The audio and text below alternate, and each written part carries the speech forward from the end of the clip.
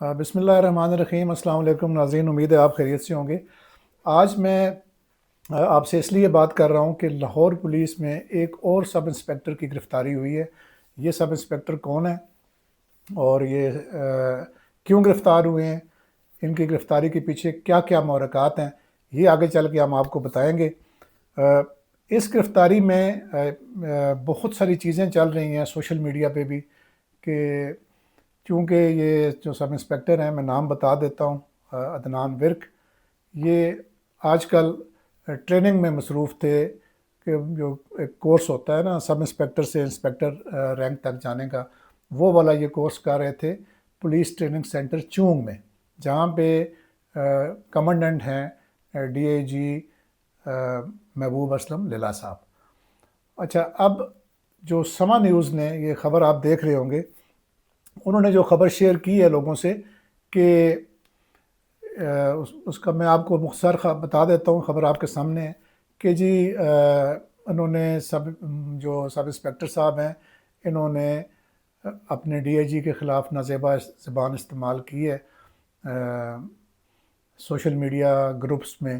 اور اب یہ سوائے اس کے کہ یہ نیوز رپورٹس میں آیا ہے، ہمارے پاس اس کی کوئی کنفرمیشن نہیں ہے۔ اور پھر یہ بھی بتایا گیا کہ جی ان کو ڈی اے جی صاحب نے اپنے آفس میں بلایا اور ان کو کہا کہ پوچھا، وجہ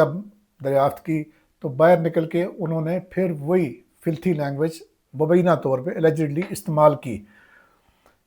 اچھا، بات یہاں تک ہوتی تو یہ تو کوئی اتنی بڑی بات نہیں تھی، بات اب آگے بڑھتی ہے۔ اب میں آپ کو بتاتا ہوں کہ آگے جو مختلف قسم کے جو پوڈ کاسٹ ہیں، مختلف خبریں ہیں اس کے بارے میں چل رہی ہیں، اور اس میں یہ بتایا جا رہا ہے کہ جی یہ جو سی سی ڈی جو ہے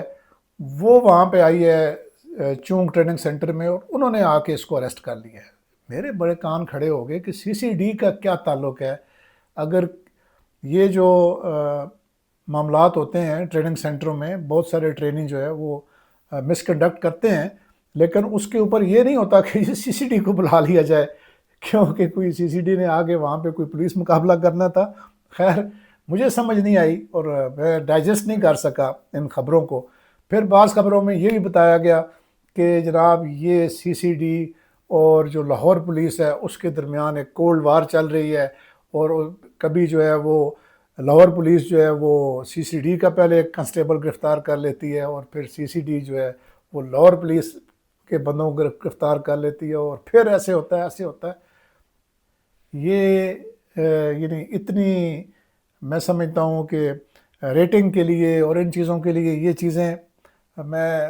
دوستوں سے جو اس طرح کا کام کرتے ہیں ان سے یہی گزارش کروں گا، یہ چیزیں نہ کیا کریں، بالکل جو ہے نا سنجیدہ۔ بہرحال گرفتاری تو ان کی ہوئی ہے، اب گرفتاری کیوں ہوئی ہے یہ ہم نے پتہ کیا ہے، یہ ہم آگے چل کے آپ کو بتائیں گے کہ گرفتاری کیوں ہوئی ہے، کس نے کی ہے، اور کیوں یہ غلط فہمی پیدا ہوئی ہے کہ یہ سی سی ڈی نے گرفتار کیا ہے۔ اچھا، اب ہم آپ کو ایک ایف آئی آر دکھاتے ہیں۔ یہ ایف آئی آر نمبر ہے جی 71/25، اور یہ جو پنجاب اینٹی کرپشن ہے ان کا جو یعنی ڈی اے سی ای پنجاب لاہور نے یہ ایف آئی آر درج کی ہے، اور اس ایف آئی آر کو انہوں نے میرا خیال سے یہ ڈیٹ مٹی ہوئی ہے 28 اکتوبر کو درج کیا ہے، چند دن پہلے یہ ایف آئی آر درج ہوئی ہے۔ اور اس میں یہ ایک نومبر 2024 یعنی آج سے کوئی 10-11 مہینے پہلے کا یہ ایک کمپلینٹ ہے، جس میں راجہ بابر صاحب نام کا راجہ بابر ریاض ولد راجہ محمد ریاض، انہوں نے یہ کمپلینٹ کی تھی 11 مہینے پہلے اسی سب انسپیکٹر کے خلاف، اور اس میں انہوں نے یہ شکایت لگائی تھی کہ جی انہوں نے بغیر وارنٹ کے میرے دفتر کے اوپر چھاپا مارا، اور یہ آپ ایف آئی آر دیکھتے رہے ساتھ ساتھ، اور اس میں اسلحہ میرا جو لائسنسی اسلحہ تھا وہ، اور 4 لاکھ روپیہ 4,75,000 روپے یہ لے گئے، اور اس کی سی سی ٹی وی فوٹیج بھی انہوں نے انکوائری والوں کو دی۔ تو اس سے جو یہ شکایت تھی اس پر یعنی 10-11 مہینے تک کوئی کارروائی نہیں ہوئی۔ تو جیسے ہی اب ڈی اے جی صاحب کے ساتھ مبینہ طور پہ ایک بدتمیزی والے واقعے کی بات سامنے آتی ہے تو اس ایف آئی آر میں ان کی گرفتاری ہو جاتی ہے جو 28 اکتوبر کو درج ہوتی ہے، اور کل یہ گرفتاری چونگ سے کی جاتی ہے، اور ٹیم جاتی ہے اینٹی کرپشن پنجاب کی۔ ہو سکتا ہے کہ ان کے ساتھ جو ظاہر لوکل پولیس بھی ہو، یا تو لوگوں نے اس کو رنگ دے دیا کہ یہ جو ہے چونکہ ظاہر ہے کہ سہیل ظفر چٹھا اور محبوب اسلم للہ آپس میں دوست ہوں گے تو انہوں نے سی سی ڈی بلا لی ہے، ایسی بات نہیں ہوئی۔ بہرحال یہ ایک جو گرفتاری ہے یہ ہوئی نظر بظاہر قانون کے مطابق ہوئی ہے۔ اب آگے چل کے اچھا یہ کیوں مشہور بات ہوئی کہ سی سی ڈی نے کی ہے، کیونکہ سہیل ظفر چٹھا جو ہے وہ 2 محکموں کو ایڈ کر رہے ہیں،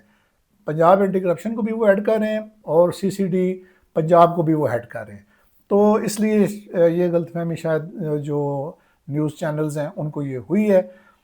اینی وے ہم آگے چلتے ہیں اور اس بات کا تجزیہ کرتے ہیں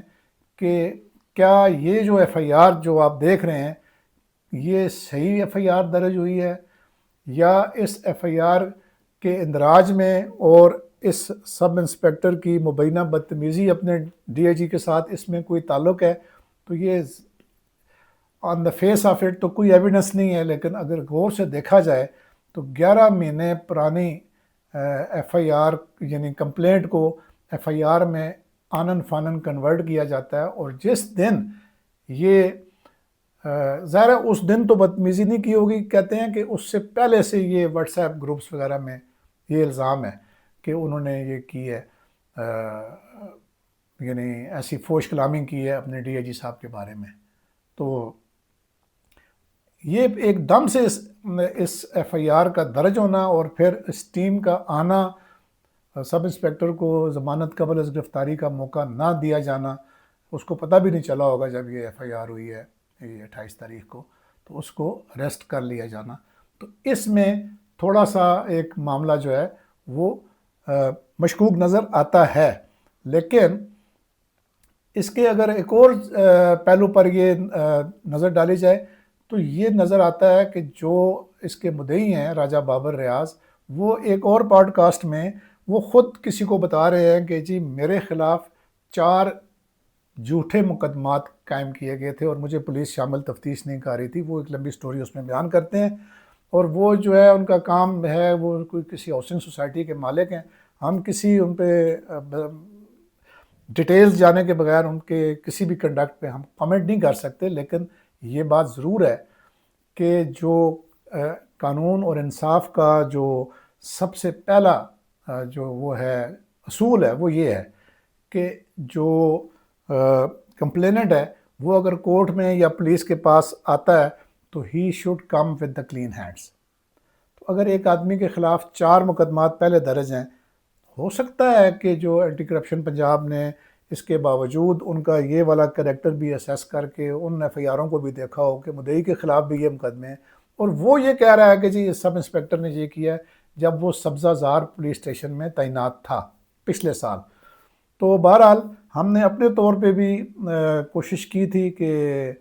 سی سی ڈی کے بھی پی آر او سے رابطہ کریں، میں نے محبوب اسلم اللہ صاحب کے بھی ان کے ذاتی نمبر پہ کوشش کی، ان سے بھی کوئی انپٹ لے لوں اور ان کا وہ کیا نقطہ نظر ہے، بات نہیں ہو سکی۔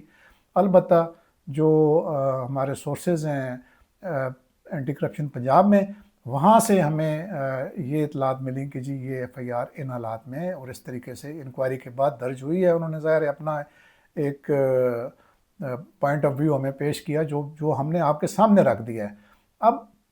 دیکھنا یہ ہے، کچھ اور جو میرے پولیس کے دوستوں سے یہ بات ہوئی ہے تو وہ کہتے ہیں کہ ان پر جو ان کا کنڈکٹ ہے اس آفیسر کا